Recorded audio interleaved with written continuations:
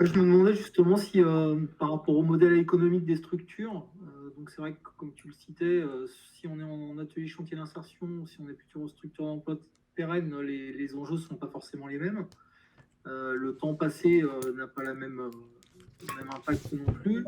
Est-ce que tu sais déjà un petit peu sur un volume d'activité, voilà, les quantités et un peu le volume de chiffre d'affaires qu'il faut pouvoir développer pour que, quelque part, en tout cas, cette activité de e-commerce, elle puisse être suffisamment rentable pour les structures?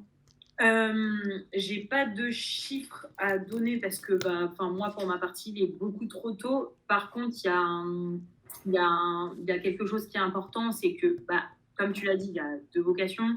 Les structures qui font de l'insertion et qui vont vouloir former au e-commerce vont forcément prendre plus de temps, mais là, on est sur du transfert de compétences et acquérir des compétences en e-commerce, donc forcément, on y passe plus de temps. Pour celles qui veulent plutôt aller vite, l'objectif reste quand même que le site a été construit pour que, en fait, une fiche produit, vous n'y passiez pas 10 minutes, quoi. La fiche produit, potentiellement, en 3 minutes, elle peut être faite, quoi. Enfin, c'est là où on tend et là où c'est pour ça qu'on a fait énormément de clics. Je sais pas, voilà, si on se souvient, mais c'est quand même relativement fait à base de clics et de choses simples, sachant que nous, voilà, encore une fois, on a une relecture après chaque fiche produit. Là, tu vois, je prends, je sais pas si vous voyez ma fiche, mais je prends un exemple. Nous, derrière, on va relire chaque fiche produit, on va optimiser les titres, on va optimiser nos URL, on va retravailler si nécessaire la description. Donc, en fait, nous, ce qu'on vous demande essentiellement, c'est de la photo, au moins un titre, mais qui est toujours pareil, c'est la référence du produit, la marque et l'âge, le prix, parce que voilà, on n'a pas l'impact dessus. Et après, venir des doubles clics sur la catégorie, la marque si vous l'avez, l'univers, l'âge, l'état et le nombre de joueurs si nécessaire. Et voilà les photos. Donc potentiellement, si vous n'avez pas envie d'y dégager du temps, ça peut être relativement rapide. Nous, on repasse derrière. Après, l'idée, moins on y passera de temps, mais ça reste quand même notre métier et c'est là où on dit qu'on vous accompagne aussi à l'utilisation et dans l'accompagnement du web marketing. C'est que nous, derrière, on vient tout retravailler pour que les fiches soient uniformisées, pour que ça puisse remonter en référencement naturel et pour que, que je change ait une vraie visibilité et que ça vous apporte à vous aussi, quoi. Et après, sur le volet insertion formation, on a vraiment un volet formation. Là, on travaille pas du tout de la même manière, mais on fait 1 à 2 heures d'échange et de théorie. Et après, on passe en pratique sur, on va sélectionner des produits. Quels produits, je pense, être essentiels pour le e-commerce. Enfin, qu'est-ce qui me semble bien pour le e-commerce après ce qu'on s'est dit? Qu'est-ce que je vais mettre en avant? Comment je vais prendre ma photo? Qu'est-ce qui est, voilà, le titre, qu'est-ce que je vais mettre dans mon titre et pourquoi? Donc voilà, le titre, la fiche produit, c'est comme l'étiquette d'un vêtement. Qu'est-ce qu'on y fait? Le titre, c'est si moi je dois me présenter en 3 mots, qu'est-ce que je dis de moi?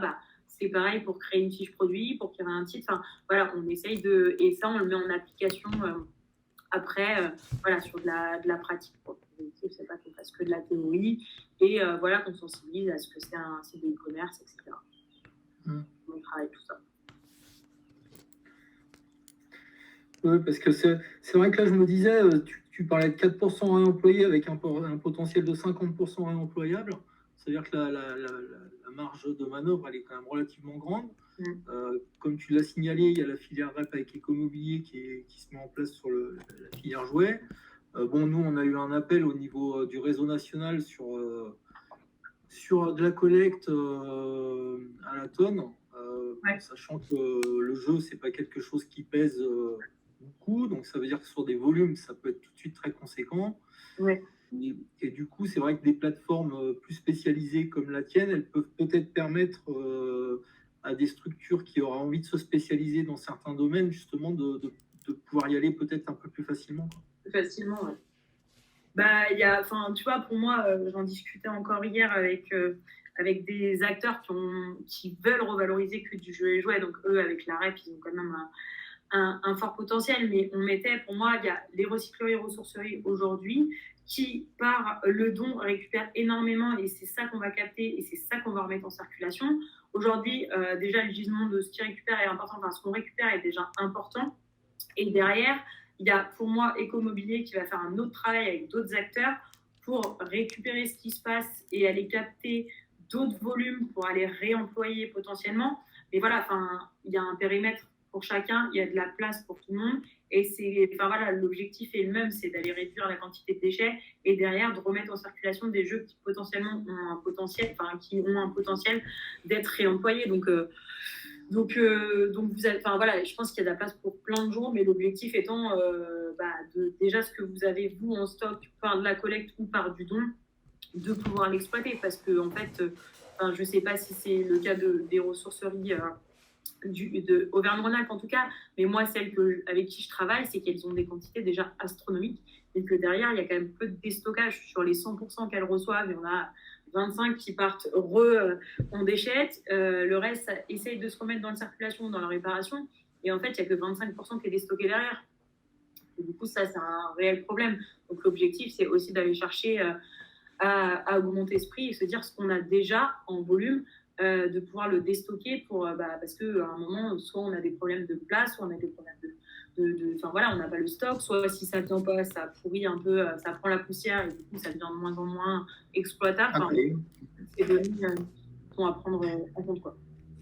C'est ce que je voyais sur la photo là, de ta présentation, c'est que le risque, c'est ça, c'est l'empilement d'objets les uns sur les autres et qui fait que finalement, ça part pas si bien que ça. Et que c'est vrai que finalement, la gestion de stock, je sais que les structures, c'est plutôt ce qu'elles font avec Label Emmaüs, de mettre des objets qui ont plus de valeur ajoutée et du coup qui vont être mis sur la plateforme Label Emmaüs parce que ça sera plus attrayant. Et je pense qu'il y a un peu cette même démarche qui va arriver avec le jeu jouet, justement, de pouvoir mettre des produits peut-être un peu plus pertinents sur le marché. Parce que là, c'est vrai que je voyais certains produits qui étaient mis en ligne à 3-4 euros. Après, il faut voir justement quel est l'intérêt de présenter ce type de produit-là. En fait, l'intérêt de ce type de ce produit, et nous, c'est ce qu'on vous recommandera, mais on a fait vraiment une étude avec une agence de référencement naturel de qu'est-ce qui est recherché sur le web, qu'est-ce qui est recherché aujourd'hui sur Google. Il ne faut pas, et moi, ayant travaillé chez Hasbro, c'est assez fou, mais les gens, il y a des produits d'appel qui doivent être là et qui sont un peu le facteur. C'est-à-dire que des Uno, ça se vend en appel, ça reste un des produits les plus vendus sur le marché neuf. Donc les gens vont aller chercher du Uno.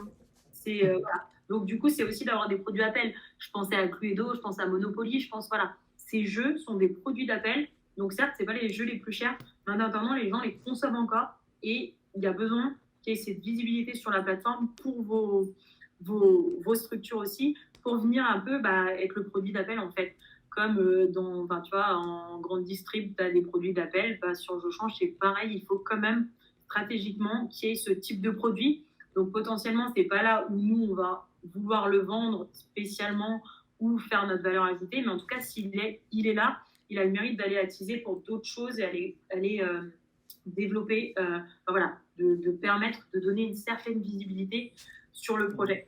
Ça, on est en train de travailler aussi dessus par rapport à l'analyse de Google qu'on a fait, l'analyse sémantique, mais en fait on va ouvrir un top 10 par catégorie et sous-catégorie des produits les plus cherchés sur le web pour avoir des alertes, de se dire ok, en fait ce produit c'est un produit web, on sait qu'il est recherché, on sait qu'il est vendu, donc potentiellement sa rotation de déstockage va aller plus vite. Donc voilà, quand je le vois en boutique, je me dis ah ok, ça il faut peut-être que je le mette sur le web parce qu'on sait que ça va sortir. Et ça, nous on a travaillé sur cette étude et là on est en train de faire le fichier top 10 avec les références et les petits points d'alerte à surveiller et à se dire le produit je le mets parce qu'il a un fort potentiel web et on sait qu'il va être déstocké. D'accord.